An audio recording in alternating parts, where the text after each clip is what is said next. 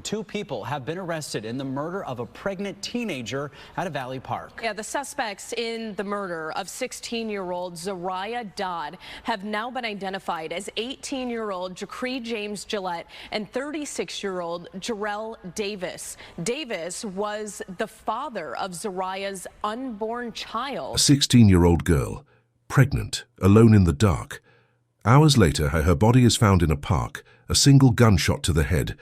And the people accused of killing her, they're not strangers.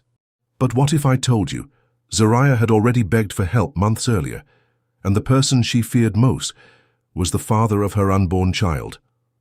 Plant the idea that betrayal came from the closest circle. By the end, you'll see why this case has people asking, could her death have been stopped? For the names Zariah Finley Dodd and her unborn child, Zaloni. Zariah was in state custody and lived in numerous group homes. Now, Phoenix police are investigating her murder, and loved ones say she's a product of a system that failed her. Intelligent, smart, brave, resilient. It didn't matter what you threw at her. Welcome to Crime Story Watch, where every story will keep you on the edge of your seat. These are not just cases, they're lives forever changed. Subscribe and hit the bell. Don't miss out on the truth waiting to be uncovered.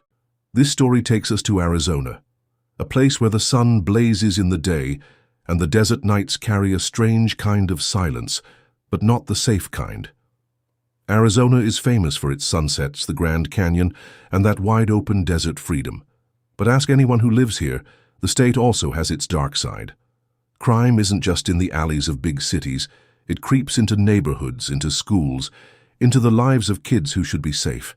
In Phoenix alone, violent crime rates are higher than the national average, and when it comes to crimes against vulnerable young girls, the numbers rarely tell the full story. Now picture this, a 16-year-old girl named Zariah Dodd. She isn't a headline yet, she's just a teenager trying to survive in a world that's already shown her its sharp edges. She grew up in group homes, bounced from place to place. No permanent address, no forever home. People came and went, and trust was a luxury she couldn't afford. Her foster mom remembers her as loving, smart, resourceful, a girl who could light up a room if you gave her a reason to smile. But beneath that smile, years of learning how to protect herself, even when the people in charge of protecting her weren't always there. And here's the question that will haunt you through this story. When the system knows a child is in danger, why does it take a tragedy before anyone really listens? But the danger in Zariah's life wasn't some shadowy stranger lurking in the dark. It was someone she knew, someone she trusted, someone the law says should have never been near her. That man was Jarrell Davis, 36 years old, nearly twice her age, and according to investigators, the father of her unborn child. Davis wasn't just older, he was connected, not the good kind of connected. Gang ties, access to firearms, a man whose name carried weight in all the wrong circles. Back in December 2024, months before her death, Zariah had already sounded the alarm. She told her caseworker that Davis had threatened her with a gun, forcing her into sexual relations. Think about that for a second. A 16-year-old girl walks into a meeting with the one adult she's supposed to trust and says, "He's threatening me. He has a gun." How many more warning signs could there be? Girls like Zariah, who grow up in unstable environments, often cling to people who give them attention. Even when that attention is toxic or dangerous, abusers know this, they exploit it. They make themselves feel like the only safe person in the victim's life, until leaving feels impossible. And here's the chilling part. Davis wasn't acting alone in the shadows. Somewhere in this twisted web was another young man, one who would later tell police that Davis gave him an unthinkable order, but that part of the story we're not ready to get to yet. Independence Day. Fireworks light up the Arizona sky. Families gather in backyards. But for Zariah, this night wasn't about celebration, it was about escape. It's July 4th, 2025, in Surprise, Arizona. Inside her group home, there's supposed to be a curfew. Residents are expected to be inside by a certain hour. Doors are locked.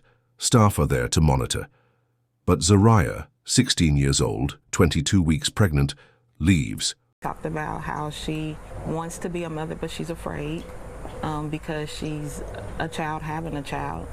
And so, but she wanted it. She wanted to be a mommy, but she didn't want it in the way that it happened this way. She left the group home in Surprise near Cactus and Litchfield Roads to take a walk, but never came back.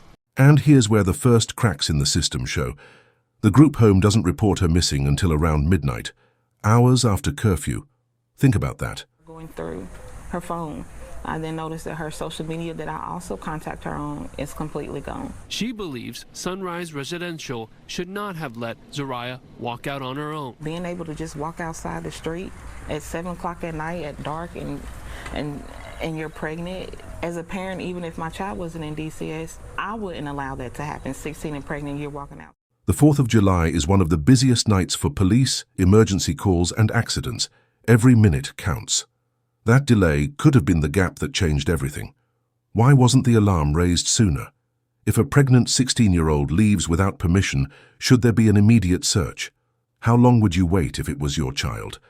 When you're 18, you're supposed to be thinking about your first job, your next step in life, not being accused of killing the girl you claim to love.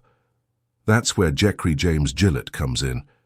To the outside world, he was just Zariah's boyfriend, another teen, barely an adult himself, but police say his connection to her death is far darker. Jeffrey later confessed to shooting Zariah in the head. Yes, you heard that right. He admitted it, but he also told detectives something that adds a whole other layer to this nightmare.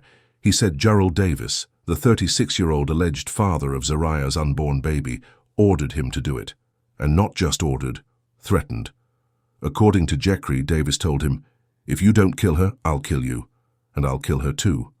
That's a kind of psychological chokehold most people can't even imagine.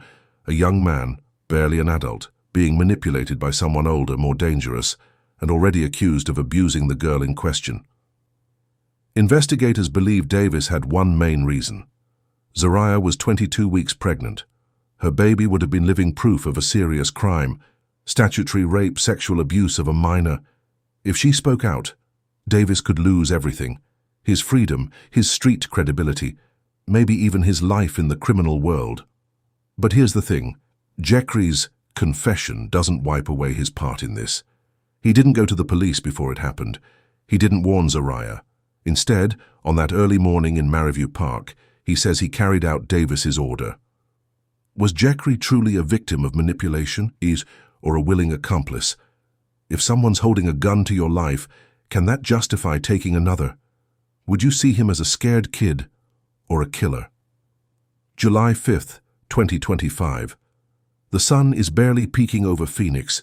The air is heavy, the streets are quiet, and in Maryview Park, someone's morning walk turns into a nightmare.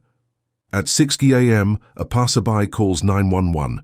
They've found a young girl lying on the ground, no movement, no sound. When officers arrive, they see her. Zariah Dodd, 16 years old, shot once in the head. Her clothes are still on, there's no sign of robbery. This wasn't random, this was deliberate. The coroner would later confirm she was 22 weeks pregnant. 2 lives ended in that moment. Her unborn child, who would never take a first breath, is legally counted as a second victim. No fireworks debris around her, no crowd noise. The park is eerily empty, just birds, distant traffic, and crime scene tape going up. For detectives, scenes like this are both urgent and frustrating. Urgent because any delay risks losing crucial evidence. Frustrating because in outdoor settings, evidence can disappear. In this case, before the heat of the Arizona sun could burn it away. And here's the first piece of hard evidence that starts to connect the dots. Later in the investigation, police search Gerald Davis's vehicle.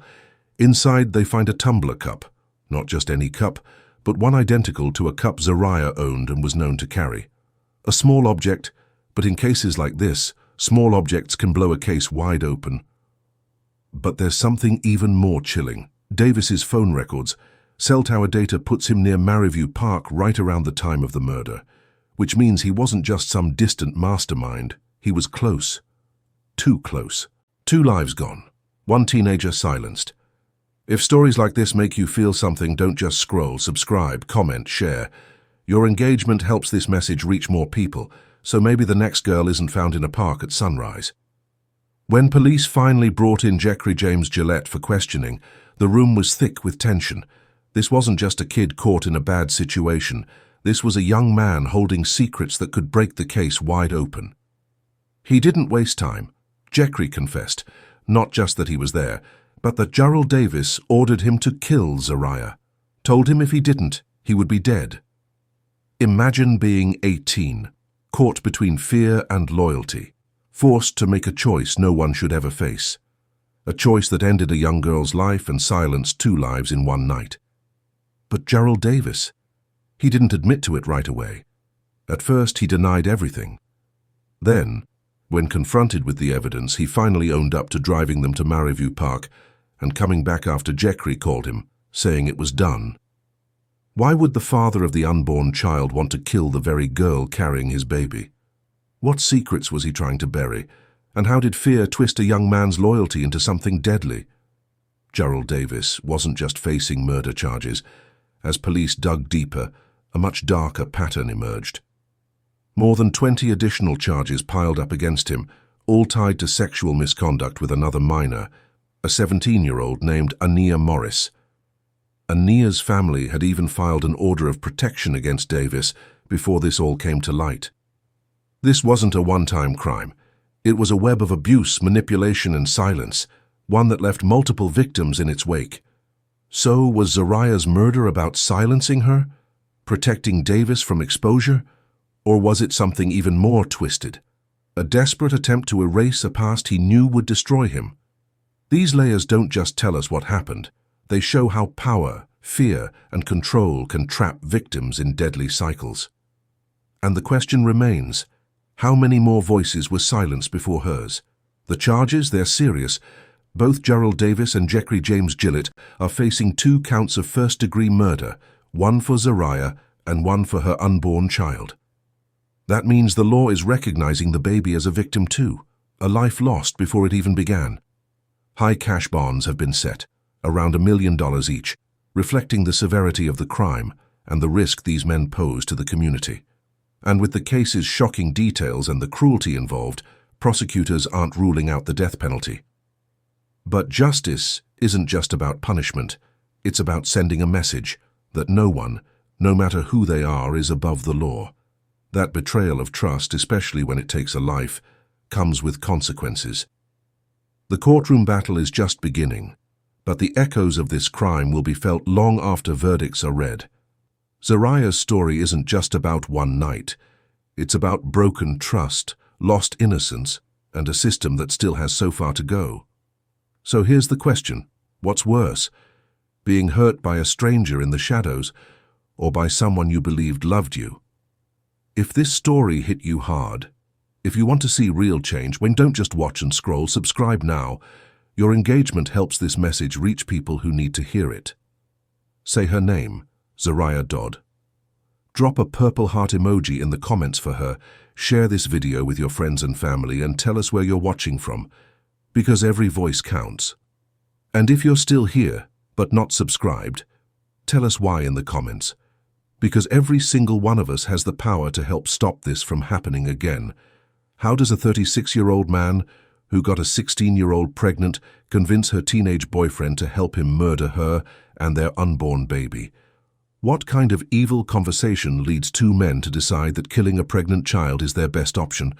Drop your thoughts in the comments, because understanding this twisted psychology might be the key to preventing the next tragedy.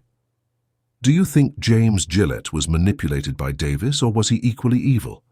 Let me know what you think in the comments.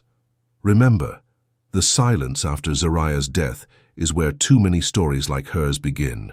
Don't let silence win. Zariah Dodd was just 16 years old when her life was taken by the people she trusted most.